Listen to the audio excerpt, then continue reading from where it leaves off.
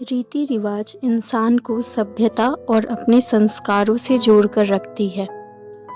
पर क्या हो जब ये संस्कार और सभ्यता श्राप बन जाए? आज हम ऐसे ही कुरीतियों के बारे में जानेंगे जिसको आप जानकर शायद विश्वास ना कर सको। FGM फीमेल जेनिटल म्यूटिलेशन या खतना। इस कुरीति को शुद्धिकरण से जोड़ा जाता है। FGM में छोटे बच्चियों की गुप्तांग को हराम की बोटी बोलकर काट दिया जाता है।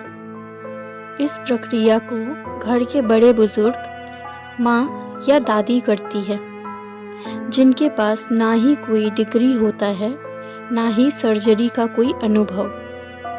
इसमें अनसैनिटाइज्ड ब्लेड का इस्तेमाल होता है और बच्चियों के गुप्तांग को बिना एनेस्थीसिया के काट दिया जाता है।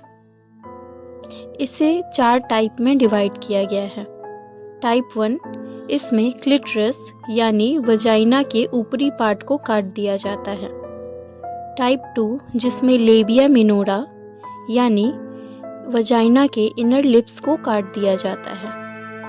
टाइप 3, जिसमें बिग लिप्स को काट दिया जाता है और उसके बाद वजाइना के द्वार को सिलाई कर दिया जाता है और सिर्फ एक छोटी सी छेद यूरिन एंड पीरियड ब्लड को पास करने के लिए छोड़ दिया जाता है। टाइप 4 में इन तीनों टाइप में से कोई भी वस्तु यूज नहीं होती है।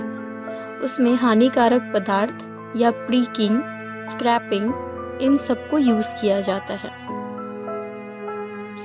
FGM के खिलाफ पहला प्रदर्शन 1983 में लंदन में हुआ था, जिसमें इसकी हानिकारक प्रभाव को बताया गया था। ये मूलतः Africa, Eritrea, Ethiopia, Somalia and Sudan में घटित हुई है।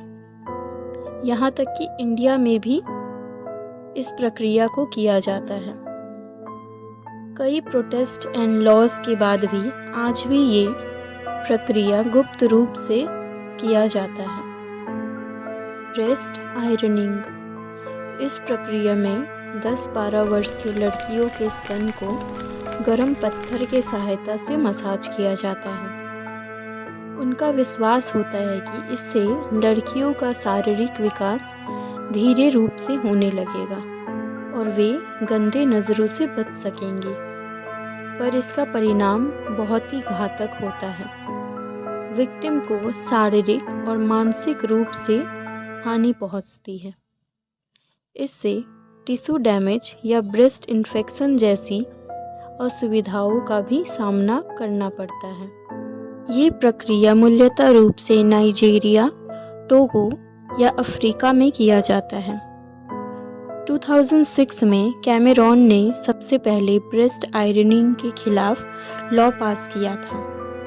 धीरे धीरे अदर कंट्रीज़ में भी लॉ पास होने लगे, लेकिन इतने सारे लॉज के बाद भी आज भी ब्रेस्ट आयरनिंग गुप्त रूप से की जाती है। फूट बाइंडिंग।